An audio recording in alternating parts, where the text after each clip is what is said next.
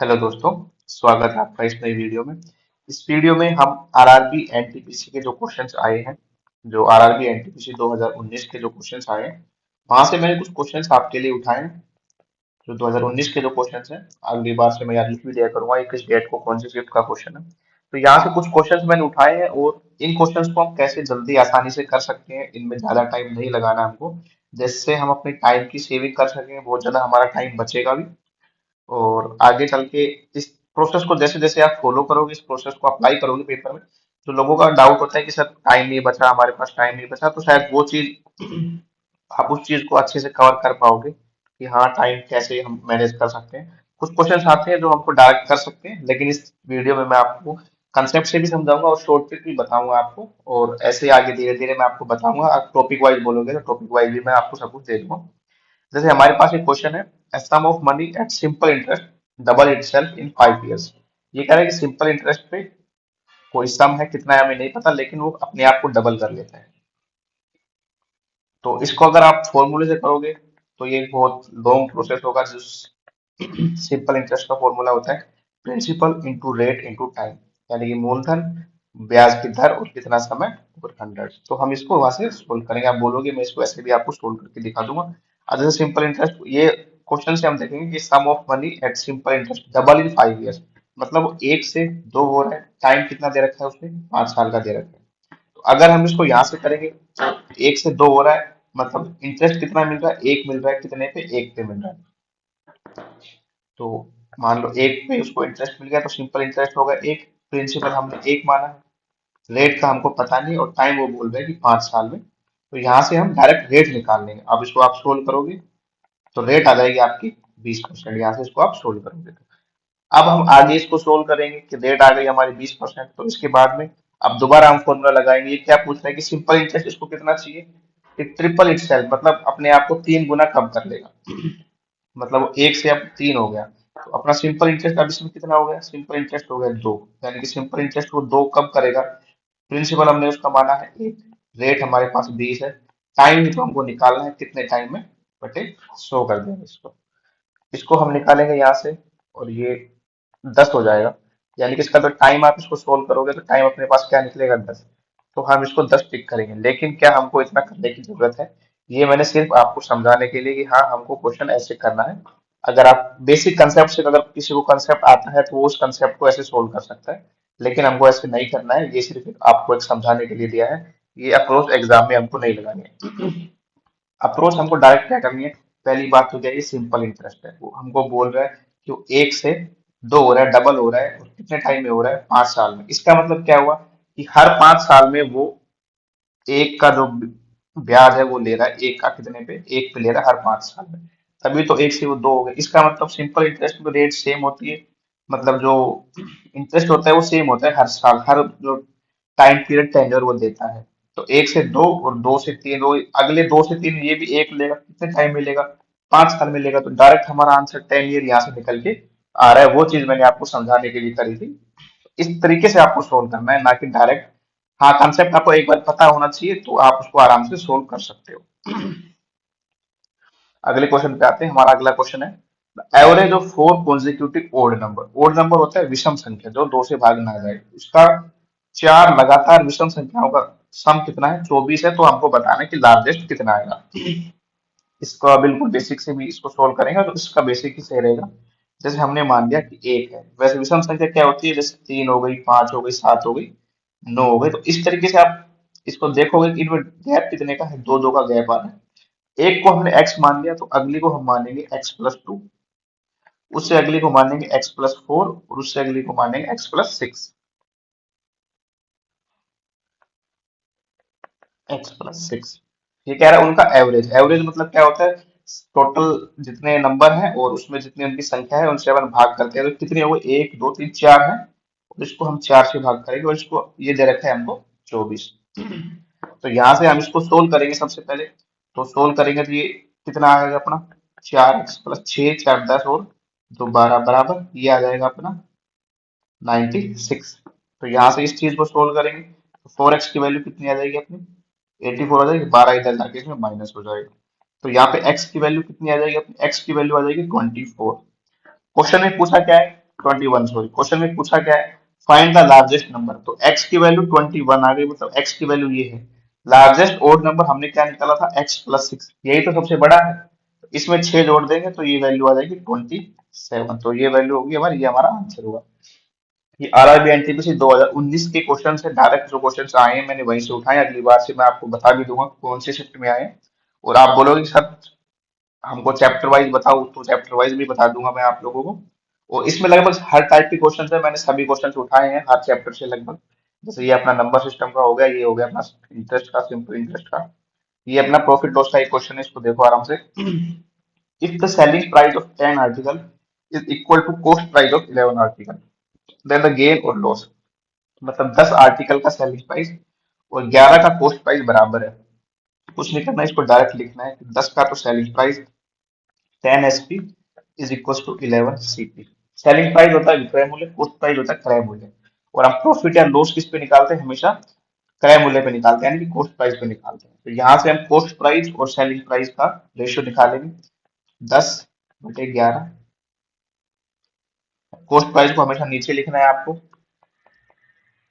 Cost price upon selling price. अगर आपको ये चीज समझ आ गई है, अगर आपको रेशियो को चेंज करना आता है या इनको ऐसे करना आता है, तो आपका लेवल बहुत सही है। 10 सेलिंग प्राइस कितना है, सो कॉस्ट प्राइस कितना है 10, और सेलिंग प्राइस कितना है 11। मतलब 10 की कोई चीज 11 में हम उस चीज को बेच रहे हैं, तो हमको एक का प्रॉफिट हो रहा है। तो 1/10 यानी कि हमारा 10% ये गेन हो रहा है हमको। समझ रहे हो आप इस चीज को, दोबारा समझा देता हूँ।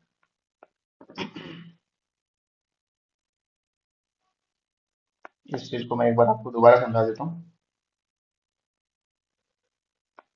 ये कह रहा है कि सेलिंग प्राइस ऑफ 10 आर्टिकल, यानी कि 10 आर्टिकल का selling price equals to the cost price of 11 articles.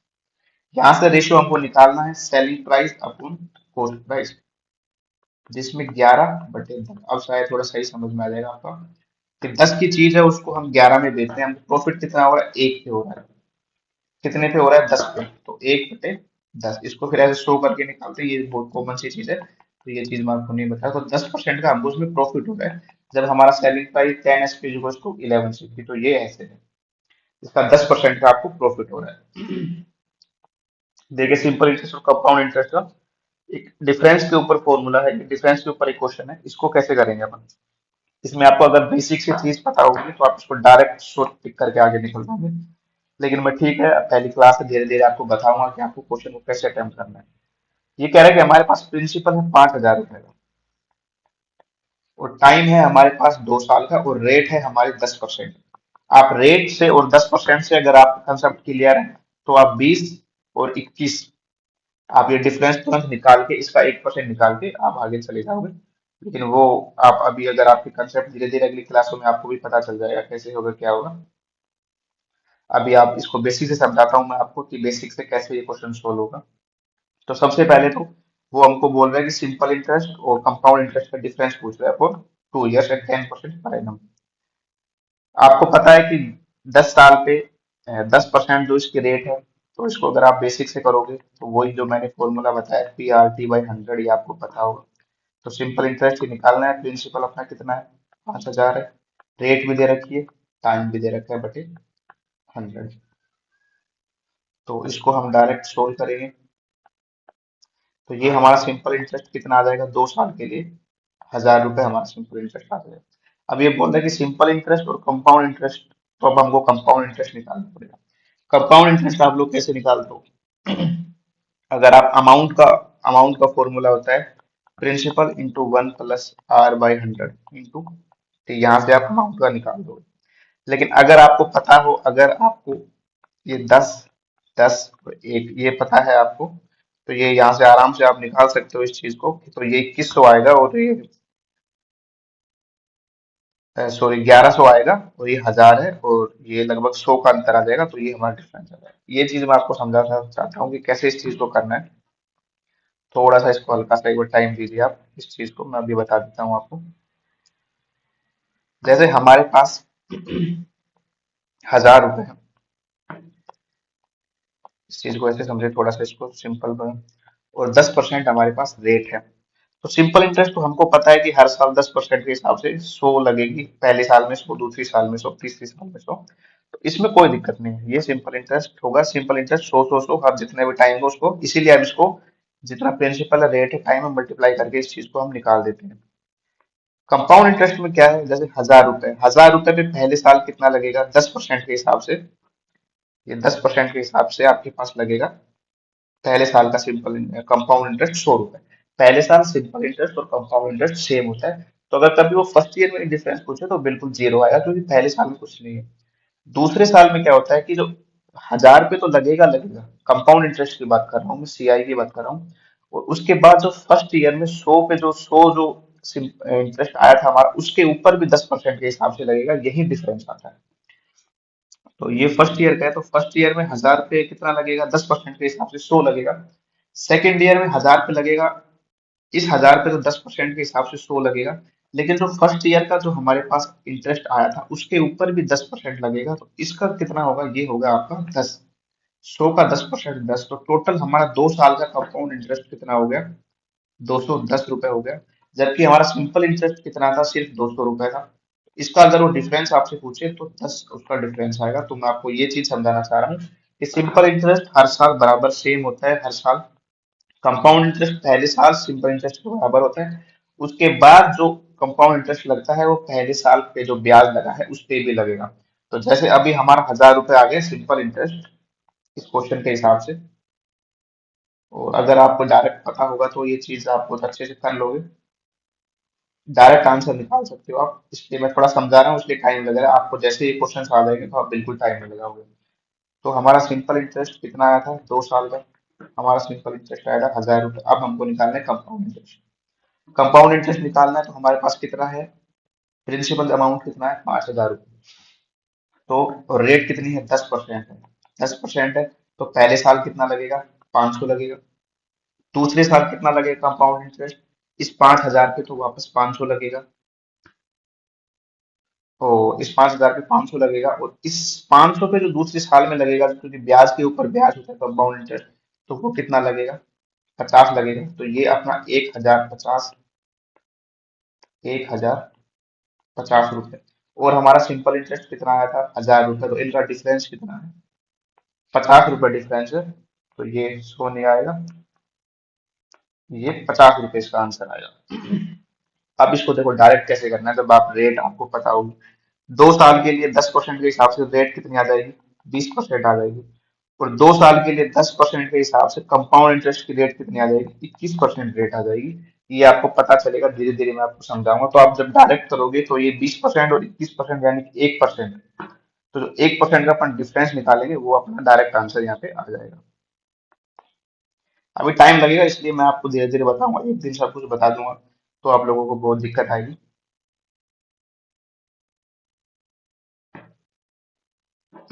तो ये क्वेश्चन कंप्लीट है। इसके बाद अगला ये अपने पास है ट्रेन वाला क्वेश्चन है। A train running at 54 kilometre per hour, मतलब स्पीड ऑफ ट्रेन कितनी, 54 किलोमीटर पर आवर।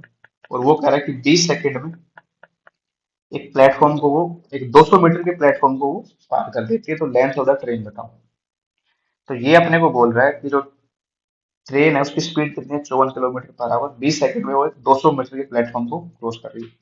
तो ये आपको पता होना चाहिए कि जब ट्रेन एक प्लेटफॉर्म को क्रॉस कर रही है, तब वो प्लेटफॉर्म की लंबाई प्लस खुद की जो लंबाई है उसको क्रॉस कर रही है। जब वो एक पोल को क्रॉस करती है तो सिर्फ और सिर्फ वो खुद की जो लंबाई है उसको कवर करती है। ये कंसेप्चुअल चीज है, ये आपको पता होना चाहिए। तो यहाँ पे वो 200 मीटर के प्लेटफॉर्म को पास कर रही है, मतलब वो, अगर उसकी लंबाई हम x माने प्लस 200 मीटर प्लेटफॉर्म की लंबाई, मतलब इतनी दूरी को वो कितने देर में पार कर रही है, 20 सेकंड में पार कर रही है। और ये उसकी स्पीड कितनी है, 54 किलोमीटर पर आवर है। अब स्पीड किलोमीटर पर आवर में, बाकी मीटर पर सेकंड में, इसको भी हमको मीटर पर सेकंड में कन्वर्ट करना पड़ेगा। तो 5/18 से गुना करते हैं जब हम मीटर पर सेकंड में किलोमीटर पर आवर को बदलते हैं। तो 18 से वो 3 बार जाएगा और ये आ जाएगा आपका 15। ठीक है, ये हमारी इक्वेशन बन गई। अब जैसे ही हम एक्स की वैल्यू निकालेंगे तो हमारा आंसर आराम से आ जाएगा। इसको डायरेक्ट सोल्व करना है यहाँ पे। एक्स प्लस 200 इक्वल्स टू, ये आ जाएगा 300। तो एक्स की वैल्यू आ जाएगी हमारी 100, मतलब जो ट्रेन की लंबाई है वो 100 मीटर है, और ये आपका आंसर है। इसमें बेसिक चीज जानने की एक तो ये है कि हम जब किलोमीटर पर आवर को मीटर पर सेकंड में करते हैं तो 5/18 से गुना करते हैं, और मीटर पर सेकंड को किलोमीटर पर आवर में हम चेंज करते हैं तो 18/5 से इसको चेंज करते हैं। इसकी एक ये ट्रिक भी है, जैसे मीटर पर सेकंड छोटा छोटा होता है और किलोमीटर पर आवर बड़ा होता है, इसलिए बड़ा ऊपर क्या है 18, तो 18/5 से करेंगे। जबकि किलोमीटर पर आवर बड़ा होता है, मीटर पर सेकंड छोटा होता है, तो इसको हम छोटे से करेंगे यानी कि 5/18 से करेंगे। इसको आप एज ए ट्रिक याद रखो या कैसे भी याद रखो, इस चीज को आपको याद रखना है। तो ये हमारा आ गया आंसर। इससे हम नेक्स्ट क्वेश्चन पे चलते हैं। अगला क्वेश्चन है हमारा एचसीएफ और एलसीएम। इसमें हमसे एचसीएफ पूछा हुआ है। एचसीएफ होता है हाईएस्ट कॉमन फैक्टर। इन दो को सबसे पहले हम मिनिमम फैक्टर्स में डिस्ट्रीब्यूट करेंगे और उसके बाद उनमें जो कॉमन होगा वो हमारा आंसर होगा। तो सबसे पहले 144 और 180। अगर आपको सब कुछ पता है तो आप डायरेक्ट इसको निकालेंगे, लेकिन अगर मैं स्टार्टिंग से बता रहा हूँ थोड़ी कैलकुलेशन को आप आगे स्ट्रॉन्ग करना, आप मेरे को पता है इस तरीके से करोगे, फिर आप इसको ऐसे तोड़ोगे। हमने 144 को फैक्टर्स में तोड़ दिया है। तो 4 चौक 16, ये 9, 16 × 9। अगर आपको डायरेक्ट पता होता आप इसको डायरेक्ट 16 9 लिख देते, पर कोई नहीं, फर्स्ट क्लास से धीरे धीरे मैं आपको बताऊंगा, कैलकुलेशन पे भी आपको बनानी पड़ेगी पकड़।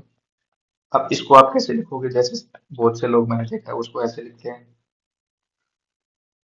फिर वो उसको, ठीक है अभी आप करो ऐसा बिल्कुल सही है आगे, मैं लेकिन धीरे धीरे मैं आपको बताऊंगा। तो ये हमारा, इनको हमने इस फैक्टर में तोड़ दिया। अब वो कह रहा है कि इन दोनों के जो हाईएस्ट फैक्टर हैं, हाईएस्ट और कॉमन फैक्टर है, तो दोनों में से कॉमन क्या निकल के आ रहा है, एक तो 9 निकल के आ रहा है, और 16 में से, और 4 यहाँ से 4 निकल के आ रहा है, और यहाँ से 4, यहाँ 4 है तो यहाँ 4 ही ले सकते हैं, पूरा 16 नहीं। हाईएस्ट होना चाहिए लेकिन वो कॉमन भी होना चाहिए, बात ये है। तो ये आपका 36 है, और ये आरआरबी एनटीपीसी क्वेश्चन है जो सीबीटी 1 2019 में हुआ था। अगली बार से मैं इनका वो भी निकाल दूंगा कि कौन सी डेट को ये हुए थे। अब कुछ क्वेश्चन ऐसे हैं जो बिल्कुल आसान है, लेकिन अगर आप सोचोगे यार ये आसान नहीं पूछ सकते भाई, इसमें तो कुछ और होना चाहिए यार, ये इतना आसान कैसे पूछ लिया। ऐसा कुछ नहीं है, 3 क्या 9 + 4 = 16 कुछ नहीं, इसका 25 आंसर है। वो ऐसे क्वेश्चन आपको कंफ्यूज करने के लिए देता है कि यार कोई फॉर्मूला तो यूज नहीं होगा, कुछ कुछ नहीं यूज नहीं होगा भाई, डायरेक्ट उसने आपसे एक सिंप्लीफिकेशन का क्वेश्चन पूछा है और आपको डायरेक्ट ऐसे ही कर देना है। इसमें कुछ भी नहीं है। 3 का स्क्वायर + 4 का स्क्वायर, 16 और 9 = 25, बात खत्म। ये क्वेश्चन थोड़ा चलो ठीक लग रहा है। A man can row 12 kilometre per our in still water. इसका मतलब वो है कि स्टिल वाटर में उसकी स्पीड है 12, मतलब जब पानी के बहाव की कोई स्पीड नहीं है, और रिवर की स्पीड है 4 किलोमीटर पर आवर। वो कह रहा है इट टेक्स 1.5 आवर, मतलब 1.5 घंटा लेता है वो कहीं से जाने में और आने में वापस। तो ये हमको निकालना है कि उस डिस्टेंस कितना है, वो जो दूरी वो जा रहा है तो वो कितनी जा रहा है, तो हमको इसमें ये निकालना है। तो इसके कंसेप्ट आप लोगों को पता होंगे।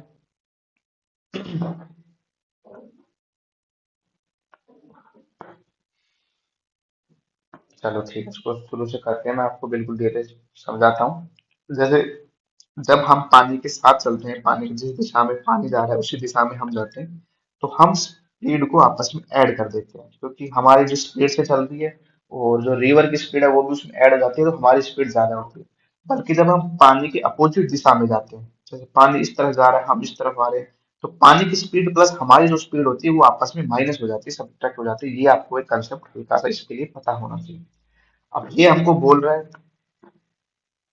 कि उसकी खुद की जो स्पीड है वो है 12 किलोमीटर पर आवर, और जो रिवर की स्पीड है वो है 4 किलोमीटर पर आवर। और ये बोल रहा है कि वो जा रहा है और वापस आ रहा है, उसमें वो टाइम ले रहा है 1.5 घंटे का, 1.5 आवर टू रो। ठीक है, तो इसको कैसे करेंगे, मान लो डिस्टेंस हमको नहीं पता है, उसको मान लेंगे हम जेड। जेड हमने मान लिया। अब वो एक बार तो पानी के साथ जा रहा है तो ये स्पीड ऐड हो जाएगी, 12 और 4 16, ये स्पीड ऐड हो जाएगी, ठीक है। और फिर वो पानी के अपोजिट डायरेक्शन में जा रहा है तो ये स्पीड माइनस हो जाएगी, तो 8। और इसमें वो टोटल टाइम कितना ले रहा है, 1.5 आवर का वो टाइम ले रहा है, ठीक है। आपको ये तो पता होगा कि डिस्टेंस का फॉर्मूला है स्पीड इनटू टाइम। तो यहाँ पे टाइम है तो डिस्टेंस अपॉन में स्पीड क्या होता है, टाइम होता है। तो ये डिस्टेंस एक स्पीड जाते वक्त, ये सेम डिस्टेंस आएगा क्योंकि जाता है और वापस आ रहा है, तो डिस्टेंस तो सेम और एक स्पीड हो गई आते वक्त 8 की, और ये उसका टाइम है, ठीक है। यहाँ से हम एलसीएम ले लेंगे, तो ये आ जाएगा 16, इसका एलसीएम आ जाएगा, हो जाएगा जेड + 2z, और ये 1.5, ठीक है।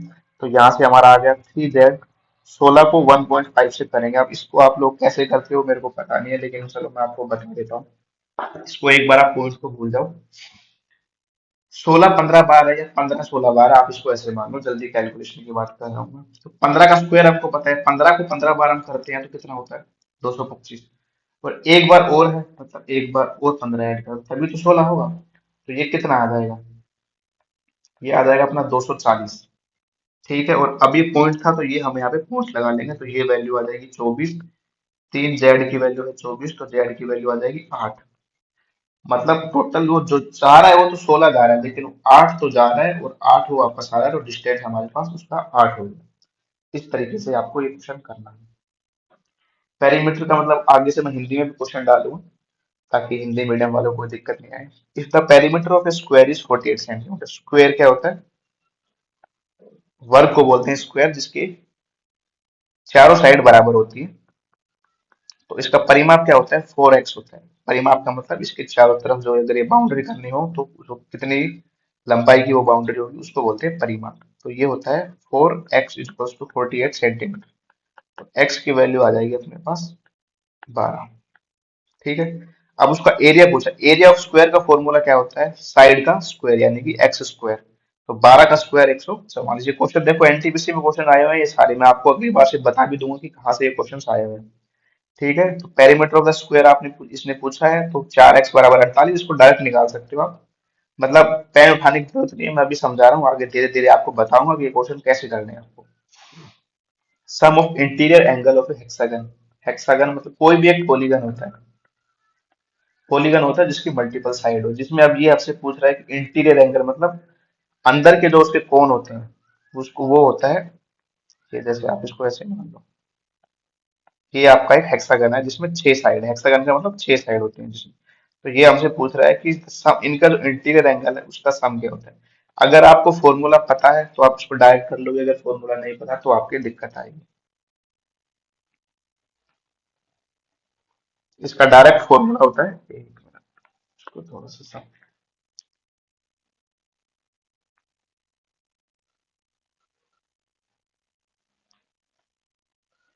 सम of interior angle of a hexagon, इसका डायरेक्ट, ओके सॉरी चलो कोई नहीं, इस पर आया। n-2 इंटू 180, जिसमें n होता है नंबर ऑफ साइड्स। जैसे यहाँ पे हेक्सागन है, अगर पेंटागन आ गया जिसमें 5 है, स्क्वायर आ गया जिसमें 4 साइड, ट्राइंगल है, तो n होती है नंबर ऑफ साइड। अब यहाँ पे हेक्सागन है, हेक्सागन का मतलब 6 साइड होती है जिसके अंदर। तो 6 - 2 गुणा 180, तो ये 4 × 180। तो ये अपना 720 डायरेक्ट आंसर आ गया। 10 क्वेश्चन मैंने उठाए हैं, लगभग 10 कंसेप्ट भी आपको बताए। ऐसे ही अगर आप बोलोगे सर हमको टॉपिक वाइज बताओ, तो मैं टॉपिक वाइज क्वेश्चन उठाऊंगा। बाकी ये भी मेरे को ठीक लगा, एक साथ रिवीजन हो जाता है आपका। तो पढ़ते रहिए दोस्तों, अगर कोई दिक्कत है टेलीग्राम ग्रुप पे आप मेरे को मैसेज कर देना। बाकी अब मैं कोशिश करूंगा कि मैथ की, अगर आपको मैथ कवर करवाऊं, और एनटीपीसी के हिसाब से तो मैं ऐसे मैथ कवर करवा दूंगा कि आपको बिल्कुल भी उस चीज के लिए टाइम नहीं लगेगा। तो पढ़ते रहिए दोस्तों, अगर आगे कोई दिक्कत हो तो जरूर मेरे को टेलीग्राम पे आप बता देना। और वीडियो पे कमेंट करके जरूर बताना कि इस तरीके से करवाना है या धीरे, अभी धीरे समझाना है, क्योंकि मैं, मेरे को लगता है मैं थोड़ी जल्दी ही समझा देता हूँ। तो आप जरूर बताना कमेंट करके, तो उस हिसाब से